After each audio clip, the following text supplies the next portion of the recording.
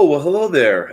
It's Tuesday, March 23rd, Faith Pocatello Daily, and we're going to pick up where we left off, Galatians chapter 4, verses 8 through 11.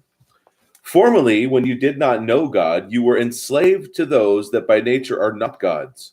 But now that you have come to know God, or rather to be known by God, how can you turn back again to the weak and worthless elementary principles of the world, whose slaves you want to be once more? You observe days and months and seasons and years. I am afraid I may have labored over you in vain.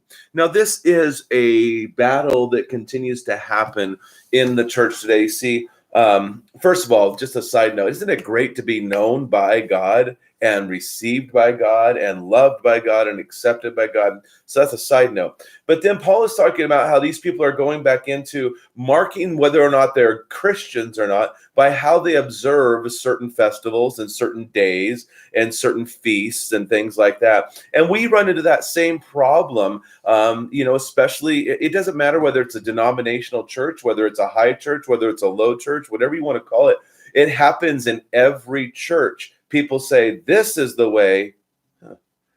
My fingers look orange in the screen, but they're not. Okay, sorry. They say this is the way you have to worship in order to be a real Christian. If you don't sing all hymns, if you don't say certain prayers, if you don't always celebrate Easter correctly, and then it goes the opposite way. For those who do Easter egg hunts, oh, that church, they don't know anything. They shouldn't do Easter egg hunts. That's what some people say. Or oh, you guys don't do a Good Friday service. It's just we get into these things and we define things beyond what Jesus has said. And Paul is really getting on people here to say, it's about Jesus. It's the simplicity of the gospel. Do not put yourself under the yoke of slavery of do's and don'ts yet again.